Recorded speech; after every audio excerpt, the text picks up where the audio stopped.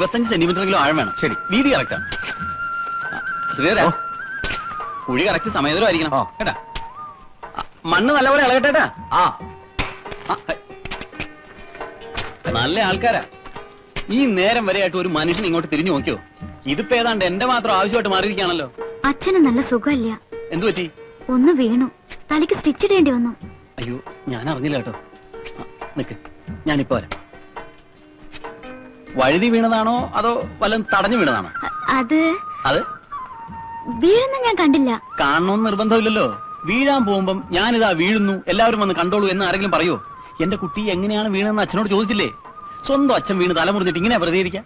കാല് തെറ്റി ചെടിച്ചട്ടിയുടെ പുറത്ത് വീണതാ. ഇത് ആദ്യം അങ്ങ് പറഞ്ഞാ പോരെ. ഇങ്ങനെ തന്നെ ആവും കുട്ടി പ്രീ ഡിഗ്രിക്ക് തോറ്റത്. നേർക്ക് നേരെയുള്ള ചോദ്യത്തിന് നേർക്ക് നേരെയുള്ള ഉത്തരം വശമില്ലല്ലോ. ഈ ലോകത്ത് ഞാൻ മാത്രമല്ല പ്രീ ഡിഗ്രി തോറ്റത്. ജയിച്ചത് ആകെ 41%. ഓ, അപ്പൊ ഭൂരിപക്ഷം നിങ്ങളെ പാർട്ടിക്കാ. എന്താ തോറ്റ പേപ്പേഴ്സ് എഴുതി എടുക്കാത്തത്? പഠിച്ച് പാസ്സായി ഒരു ജോലിയൊന്നുമില്ലാതെ ഈ കാലത്ത് ജീവിക്കാൻ പറ്റുമോ? ഭർത്താവിന്റെ ശമ്പളം കൊണ്ട് മാത്രം എങ്ങനെയാ കുടുംബം പുലർത്തുക? എന്റെ കല്യാണം കഴിഞ്ഞിട്ടില്ല. കൊള്ളാം, കുട്ടിക്ക് നല്ല സെൻസ് ഓഫ് ഹ്യൂമർ ഉണ്ട്. ഞാനല്ല വേറെ ആരെങ്കിലും ആയിരുന്നെങ്കിൽ ഈ തമാശയിൽ ഇരുന്നു പോയനെ. തമാശയല്ല, എന്റെ കല്യാണം കഴിഞ്ഞിട്ടില്ല. ഒരു പ്രാവശ്യം ഏറ്റവും കരുതി അതേ തമാശ വീണ്ടും അടിക്കരുത് കേട്ടാ. എന്താ ഇത് സംഭവം? പണിക്കാര് പറമ്പിലേക്ക്. അതെ, അവരവിടെ കുഴിയെടുത്തോണ്ട് നോക്കിയാ. എന്തിനാ ഈ ചെടിച്ചട്ടി ചെന്ന് ചാടിയത്? അത്ര കാര്യമായിട്ടൊന്നുമില്ല. നീ കുറച്ച് ചായ ഇട്.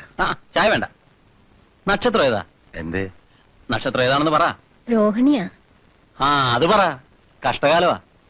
തുലാം, വൃശ്ചികം, ധനു, മകരം. മകരം 15 വരെ പെടാപ്പാട് വിടും. ജോത്സ്യവും വശമുണ്ടാ? ഞാൻ കളി പറഞ്ഞല്ല.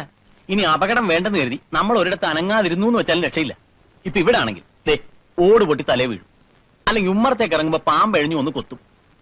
ശനീശ്വരന്റെ കൊയ്ത്ത് കാലവാ. കുട്ടിയുടെ വീട് എവിടെയാ? സ്വന്തം നാട്? സ്വന്തം നാട് അതൊരു കുഴക്കുന്ന ചോദ്യാ.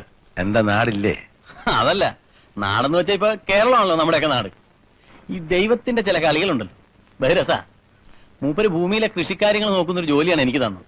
പക്ഷെ സ്വന്തമായിട്ട് ഒരുതുണ്ട് ഭൂമി തന്നില്ല. സ്വന്തക്കാരായിട്ടും ആരുമില്ല. അപ്പൊ ചോദിക്കും, താമ്പിന്നെ താനെ പൊട്ടിമുളച്ചുണ്ടായതാണോ? അല്ല, അവസാനത്തെ കന്നി അമ്മയായിരുന്നു. 10ാം ക്ലാസ്സിൽ പഠിക്കുമ്പോ അമ്മ യാത്ര പറഞ്ഞു പോയി. 5 സെന്റിൽ ഒരു കുടിലുണ്ടായിരുന്നു, കനാല് വന്നപ്പോ പൊളിച്ചു. അപ്പൊ കിട്ടിയ കാശ് കൊണ്ട് ഞാൻ രണ്ടും കൽപ്പിച്ചൊരു പഠിത്തം അങ്ങ് പഠിച്ചു. ഞാൻ പഠിച്ചൊരു ജോലി ഉണ്ടാക്കണമെന്ന് അമ്മയ്ക്ക് വലിയ ആശയായിരുന്നു. കൂലിപ്പണി ചെയ്ത് കഷ്ടപ്പെട്ട് മിച്ചം വെച്ചാ അമ്മ എനിക്ക് ഫീസിനുള്ള പൈസ തന്നിരുന്നത്. അമ്മയെക്കുറിച്ച് ഓർക്കുമ്പോ ആദ്യം മനസ്സിൽ വരുന്നൊരു ചിത്രമുണ്ട്. അതായത് ഈ സ്കൂൾ ഫീസ് ഒരിക്കലും കൃത്യമായിട്ട് കൊടുക്കാൻ പറ്റില്ല. ഫൈനിന്റെ ഫൈനും ഒക്കെ ആവും. ക്ലാസ്സിൽ നിന്ന് പുറത്താക്കുന്നതിന്റെ മുന്നോടിയായി ഒരു ദിവസം മുഴുവൻ മാസ്റ്റർ ക്ലാസ്സിൽ എഴുന്നേപ്പിച്ച് നിർത്തുന്ന ഒരു പരിപാടിയുണ്ട്. അന്ന് വൈകുന്നേരം ആകുമ്പോ പാടത്തും പറമ്പിലും ഒക്കെ പണിയെടുത്ത് മണ്ണും ചെളിയും പുരണ്ട തുണിയായിട്ട് അമ്മ ഓടി വന്ന് ക്ലാസ് റൂമിന്റെ ജനാലക്കിൽ നിന്ന് വിളിക്കും, മോനെ ഉദയാന്ന്. എന്നിട്ടൊരു ലോട്ടറി കിട്ടിയ ഭാവത്തോടെ ആ മുഷിഞ്ഞ നോട്ട് ചില്ലറയൊക്കെ എന്തേലും വെച്ച് തരും.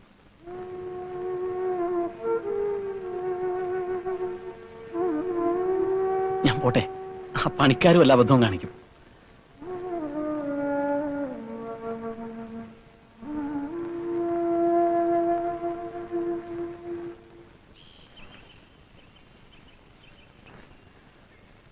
ഞാനിവിടെ നിൽക്കാൻ തുടങ്ങിയിട്ട് ഇപ്പൊ 1/2 മണിക്കൂറായി.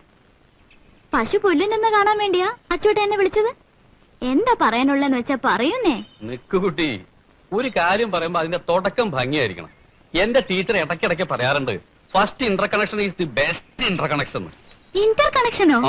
First impression is the best impression എന്നാ പറയാ. അതറിയാഞ്ഞിട്ടല്ല, ഒരു കണക്ഷന്റെ കാര്യമാണ് ഇപ്പൊ എനിക്ക് പറയാറുള്ളത്. എന്ത് കണക്ഷൻ? ഞാൻ മുഖത്തടിച്ച മാതിരി പറയും. പറഞ്ഞോളൂ. എന്റെ ഒരു അഭിപ്രായവും ആഗ്രഹം വെച്ചോളൂ. അല്ല, കേവലം ഒരു അയൽപ്പക്കക്കാരനായ തനിക്കെന്ത് കാര്യം എന്നാണ് തോന്നണമെങ്കിൽ. അച്ചോട്ടൻ വെറും അയൽപ്പക്കക്കാരനാണോ? അങ്ങനെ എപ്പോഴെങ്കിലും ഞാൻ പെരുമാറിയിട്ടുണ്ടോ? എന്നാ ഞാൻ കേട്ടില്ല. കുട്ടിയെ കൃഷി വകുപ്പിലെ ഉദ്യോഗസ്ഥൻ ഉദയഭാനു കല്യാണം കഴിക്കുന്നതിൽ കുട്ടിയുടെ അഭിപ്രായം എന്താ? ആള് ചറവറ വർത്തമാനം പറയുന്നതാണെങ്കിലും ഈ കേസ് വന്നപ്പോ ഇപ്പൊ കുട്ടി വരേണ്ടതുപോലെ അയാളൊന്ന് വരണ്ടു. സ്വകാര്യത്തിൽ ലതിയോട് വിവരം പറയാ, ഇഷ്ടമായില്ലെങ്കിൽ അങ്ങനെ തന്നെ മണ്ണിട്ട് മൂടുക എന്നാണ് അയാൾ എന്നോട് പറഞ്ഞത്. രാഘവേട്ടനൊന്നും അറിഞ്ഞിട്ടില്ല. ഇപ്പോഴത്തെ കാലത്ത് ഒന്നിച്ച് ജീവിക്കാൻ പോകുന്ന ഒരാളുടെ അഭിപ്രായം പറയേണ്ടത്. എന്താണ് അഭിപ്രായം? പറഞ്ഞോളൂ. ഞാനിപ്പോഴെന്താ പറയാ? മതി, ഞാനിപ്പോഴെന്താ പറയാ? അച്ഛനോടും അമ്മോടും ചോദിച്ചോളൂന്നല്ലേ? അതായത് സമ്മതാണെന്ന്. ഇനിയുള്ള കാര്യം ഞാൻ ഏറ്റവും കുട്ടി പൊക്കോളൂ. ഞാൻ പറഞ്ഞു. അച്ചുവേട്ടന് കാര്യം പിടികിട്ടി കുട്ടി പൊക്കോളൂ. അല്ല, പിന്നെയും കിടന്ന് കെട്ടിത്തിരിയാതെ പൊക്കോളൂ കുട്ടി.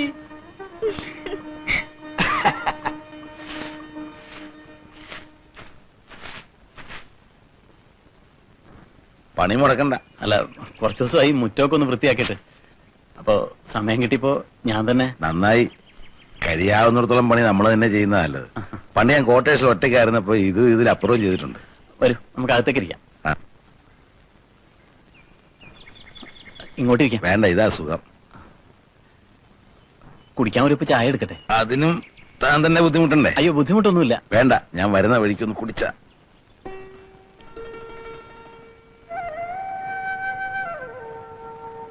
ഈ കല്യാണക്കാര്യങ്ങളൊക്കെ രക്ഷിതാക്കൾ തമ്മിൽ സംസാരിക്കുമ്പോൾ ഉള്ള ഗുണം എന്താന്ന് വെച്ചാല് ഇപ്പോൾ ഉള്ള ഈ ജാള്യത ഉണ്ടല്ലോ, അതുണ്ടാവില്ല. ജാള്യ തന്നെയായിരുന്നു എന്റെയും പ്രശ്നം. അതുകൊണ്ടാണ് അച്ഛൻ നായരോട് അതൊരു വളഞ്ഞ വഴിയാണെന്ന് അറിയാം. പിന്നെ എനിക്കതിനുള്ള അർഹതയുണ്ടോന്നുള്ള പേടിയും കൂടെ ആയപ്പോ. അർഹതയൊക്കെ ആരാ തീരുമാനിക്കുന്നത്? നേര് പറഞ്ഞ എന്റെ മോടെ ഒരു ഭാഗ്യമായിട്ടാണ് ഞാനിത് കാണുന്നത്. ഞങ്ങൾക്കൊക്കെ തന്നെ അത്രയ്ക്കിഷ്ട. ആരും ഇല്ല എന്നുള്ള ദുഃഖമായിട്ട് കുറെ നാളായില്ലേ കഴിയുന്നു. ഇനിയിപ്പോ എല്ലാരും ഉണ്ടെന്ന് കൂട്ടിക്കോളൂ. എന്റെ മോള്, അവളുടെ അച്ഛൻ, അമ്മ, എല്ലാരും. ഞാൻ പിന്നെ വരാം. അപ്പൊ വിശദമായിട്ട് സംസാരിക്കാം.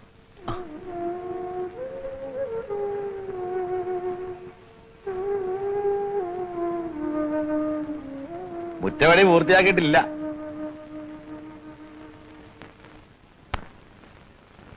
വേറെ ആരെ കിട്ടിയില്ല അച്ഛന്. പൊതുവാൾജി മറ്റിക്കാരി അറിഞ്ഞാലേ എന്റെ മുഖത്ത് കാർക്കിച്ച് തുപ്പും. എന്റെ പെങ്ങളുടെ കല്യാണം എന്നോട് ചോദിക്കാതെ തീരുമാനിക്കാൻ നിങ്ങൾക്കൊക്കെ എങ്ങനെ ധൈര്യം വന്നു എനിക്ക് മനസ്സിലാവാത്തത്. മാനങ്കര മണ്ഡലത്തിലെ സകലമാന ആളുകളുടെ വീട്ടുകാര്യങ്ങൾ ഇടപെടുകയും അതിനൊക്കെ ഒരു തീരുമാനം ഉണ്ടാക്കാൻ ചെയ്യുന്ന ഞങ്ങൾ ഇത് സഹിക്കില്ലമ്മേ. അപ്പോ സ്വന്തം പെങ്ങളുടെ കല്യാണം നടക്കരുതെന്നാ? എന്നാണോ ഞാൻ പറഞ്ഞത്? ആ കൃഷിക്കാരൻ തെണ്ടിയുമായിട്ടുള്ള ബന്ധം നമുക്ക് വേണ്ട, അത്ര തന്നെ. അമ്മേ, മണ്ഡലം ജോയിന്റ് സെക്രട്ടറി CK ഉമാഭാരതി ഒരിക്കൽ എന്നോട് സൂചിപ്പിച്ചതാ ലതികയെ വേണേ കെട്ടാമെന്ന്. മൂപ്പർ എപ്പോഴും അവളെ കണ്ടിട്ടുണ്ട് അത്രേ. അത് ശരി. നിന്നെ പോലെ തന്നെ വേലയും കൂലി ഇല്ലാതെ തെണ്ടി തിരിഞ്ഞു നടക്കുന്ന ഒരുത്തനെ കൊണ്ട് കെട്ടിക്കാവുന്നു. അമ്മേ, ദേ അവൻ എന്റെ അളിയനായിട്ട് വരുന്ന എനിക്ക് തീരെ സഹിക്കാൻ പറ്റുന്നില്ല. അവന് മാനമായിട്ട് ജീവിക്കാൻ ഒരു ജോലി ഉണ്ടെന്നുള്ളതാ ഇപ്പൊ കുഴപ്പം. ഓ, ഭയങ്കര ജോലി തന്നെ. അതൊക്കെ പോട്ടെന്ന് വെക്കാം. അവനൊരു വൃത്തികെട്ടവനാണെന്ന് അമ്മയ്ക്കറിയോ? മൂക്കറ്റം കുടിക്കും, പിന്നെ പല പല ചീത്ത സ്വഭാവം ഉണ്ട്. അതൊക്കെ ഞാൻ അമ്മയോട് എങ്ങനെ പറയും? അച്ഛനോട് പറഞ്ഞു. അച്ഛാ, ഒന്നേ എനിക്ക് പറയാനുള്ളൂ, പാർട്ടിക്കാരുടെ മുമ്പിൽ എന്നെ നാറ്റിക്കരുത്. ഞാൻ വാക്ക് കൊടുത്ത സ്ഥിതിക്ക് ആരെന്ത് പറഞ്ഞാലും ഈ കല്യാണം നടത്തിയേ പറ്റൂ. ഓഹോ, തീരുമാനം എടുത്തു കഴിഞ്ഞല്ലേ? എന്നാ നമുക്ക് കാണാം. INSP ഒരു നാഷണൽ പാർട്ടി ആണെങ്കിൽ കല്യാണം നടക്കില്ല, ഞങ്ങൾ നടത്തിക്കില്ല. സ്വർണത്തിനൊക്കെ മിനിറ്റ് വെച്ചാ വില കൂടുന്നത്. ഇപ്പൊ എത്ര പവനുണ്ടല്ലോ ദീക്ക്? അങ്ങനെ കാര്യമായിട്ടൊന്നും ഇല്ല ടീച്ചറെ. അവളുടെ കല്യാണത്തിലുള്ള പണമൊക്കെ രാഘവേട്ടൻ നേരത്തെ തന്നെ ബാങ്കിൽ നിക്ഷേപിച്ചിട്ടുണ്ടാവുന്നേ. അങ്ങനെ നീ അറിയാത്തൊരു നിക്ഷേപം എനിക്കില്ലടാച്ചു. പെൻഷൻ ആകുമ്പോ കിട്ടാനുള്ള തുക മുമ്പിൽ കണ്ടോണ്ട് ആ പറമ്പ് മേടിച്ചത്, കടം മേടിച്ചിട്ട്. ആ കടം തീർത്തപ്പോ പോക്കറ്റ് കാലിയായി. മക്കൾ വല്ലതും ഉണ്ടാക്കുമെന്ന് കരുതി, അതിങ്ങനെയായി. സ്വന്തം പെങ്ങടെ കല്യാണം മുടക്കാൻ നടക്കുക ഒരുത്തൻ. ആ കേസ് വിട്ടുകളാ. അതൊക്കെ രാഘവേട്ടനെ കൊള്ളാഞ്ഞിട്ടാ അല്ല ടീച്ചറെ? നിങ്ങളൊന്ന് വെറുതെ ഇരുന്നേ. കുറച്ചൊക്കെ സ്വർണ്ണം എന്റെ കയ്യിലും ഉണ്ട്. മാഷ് ധൈര്യമായിട്ടിരിക്കെ. അതൊന്നും വേണ്ടി വരില്ല. ആ സ്ഥലം ഉണ്ടല്ലോ, അതിന്റെ ആധാരം പൂപ്പണയം വാങ്ങി പണയം വെച്ച് കുറച്ച് പൈസ എടുക്കാം. പിന്നെ ഇല്ലാത്തത് ഉണ്ടെന്ന് നമുക്കാരെയും ബോധ്യപ്പെടുത്തേണ്ട കാര്യമില്ലല്ലോ. ഉദയഭാനും അങ്ങനെയുള്ള ഒരാളല്ല. അത് വളരെ നേരാ. അതെന്താ ലോറി സാധനങ്ങളൊക്കെ കല്യാണത്തിനുള്ള ഒരുക്കൾ തുടങ്ങിയോ? ഇറങ്ങി മക്കളെ, ഇറങ്ങി വരൂ. ഇറങ്ങി പോലെ. കാലക്കറി ചെറുതൊക്കെ ഇങ്ങ് തരൂ. പയ്യറണ അച്ഛൻ വരുന്ന അച്ഛൻ. പറ്റ സാരമില്ല. അച്ഛാ, ഞാൻ നോക്കിയപ്പോ ഇതാ കൂടുതൽ സൗകര്യം. നമ്മളൊന്ന് കണ്ടുപിരിഞ്ഞതിന് ശേഷം 7 ട്രാൻസ്ഫർ എനിക്ക് ഒത്തു കിട്ടി. ദോഷം പറയരുതല്ലോ. ഞങ്ങൾക്കും പിള്ളേരും കുറച്ച് നാട് കാണാൻ പറ്റി. ഇനി ഒരു വിശ്രമ ജീവിതം നയിച്ചാലോന്ന് ആലോചിക്കുക. അച്ഛാ, കുട്ടികളെ ഇവിടെ അടുത്ത് ഏതായാലും സ്കൂളിൽ ചേർക്കാച്ചാ. അപ്പൂപ്പന് നമസ്കാരം പറ മക്കളെ, നോക്കിക്കാതെ. അമ്മ എന്ത് ചേച്ചാ? വാ, അമ്മമ്മ കാണിച്ചു തരാം. അകത്തുണ്ടല്ലോ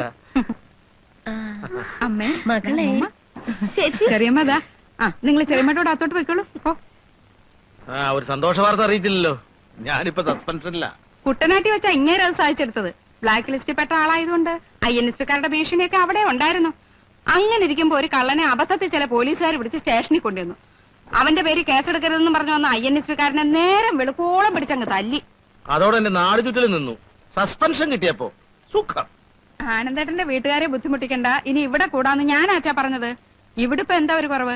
നല്ല സ്നേഹമുള്ള അച്ഛനും അമ്മയും ആങ്ങളമാരും വലിയൊരു വീടും. ആനന്ദേട്ടാ, സസ്പെൻഷൻ കഴിഞ്ഞാലും നമുക്ക് ഇവിടെ തന്നെ കൂടിയാൽ മതി കേട്ടോ. എനിക്ക് ഈ സാധനങ്ങളും കെട്ടി തൂക്കി എപ്പോഴും അങ്ങോട്ടും ഇങ്ങോട്ടും ഓടാൻ. അല്ലെങ്കിൽ വേണ്ട, അമ്മയുടെ പേരിൽ അച്ഛൻ പുതുതായിട്ട് വാങ്ങിച്ച ആ സ്ഥലത്തെ എനിക്കൊരു വീട് കെട്ടി തന്നാ മതി. അതൊന്നും അത്ര പെട്ടെന്ന് വേണ്ട. അല്ല, ഞാൻ പറഞ്ഞേ ഉള്ളൂ. അച്ഛാ, ലോറിക്കാരനും കൂലിക്കാർക്കും കൂടെ 875 രൂപ കൊടുക്കണം. കൊടുത്തേക്കണേ. ആ, ദേ അവന്മാര് കൂടുതലൊക്കെ ചോദിക്കും, കൊടുക്കണ്ട. എന്താ നോയിക്കൊണ്ടിരിക്കുന്നേ? വന്ന് കുളിക്കുന്നേ. അത് പറയണ്ടേ? എന്നാ പിന്നെ എങ്ങനെയാട്ടെ, നാളെ കാണാം. ശരി.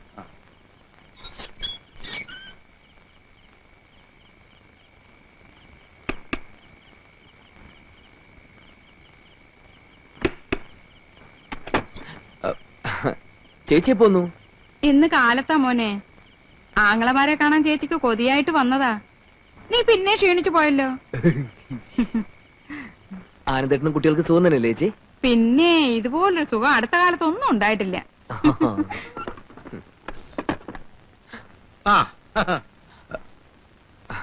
ആഹാ, അളിയനും ഉണ്ടായിരുന്നോ? ഇന്നത്തെ രാഷ്ട്രീയ പ്രവർത്തനമൊക്കെ കഴിഞ്ഞോ കുഞ്ഞളിയ? ആനന്ദേട്ടന്റെ കാര്യം ഞാൻ പൊതുവാഴ്ചയോട് പ്രത്യേകം പറഞ്ഞിട്ടുണ്ട്. അതിന്റെ ഗുണം കാണാനുണ്ടായിരുന്നു. ആഭ്യന്തരമന്ത്രിക്ക് ഒരു കമ്പി അടിച്ചു കഴിഞ്ഞു. അദ്ദേഹം കാലത്ത് കണ്ടപ്പോ എന്നോട് പറഞ്ഞു. കാലത്ത് എവിടെ വെച്ചുണ്ട്? പുള്ളിക്കാരൻ നമ്മുടെ മാടത്തെ തെരല് ചൂണ്ടിട്ടോണ്ടിരിക്കായിരുന്നു. അപ്പോഴാ കണ്ടേ. ആനന്ദേട്ടൻ എന്റെ അനിയനെ കൊച്ചാക്കരുത് കേട്ടോ. സാധാരണ ഈ മുറിയിൽ ഞാനാ കിടക്കാറ്. ഇനി ഞങ്ങള് കിടക്കാന്ന് വിചാരിച്ചു. അതെന്തിനാ? ഇവിടെ വേറെ മുറിയില്ലേ? ആനന്ദേട്ടൻ ഈ മുറി വല്ലാതെ അങ്ങ് ഇഷ്ടപ്പെട്ടു പോയി. നല്ല മനോഹരമായ മുറി. ഞങ്ങൾ ഇനി കുറെ കാലം ഇവിടെ തന്നെ കാണും. അപ്പൊ നീ ചെല്ല് പ്രകാശ, ഞങ്ങൾക്ക് ഉറക്കം വരുന്നു. ചെല്ല്. വല്ലതും കഴിച്ചു കിടക്കണം കേട്ടോ. ഓ,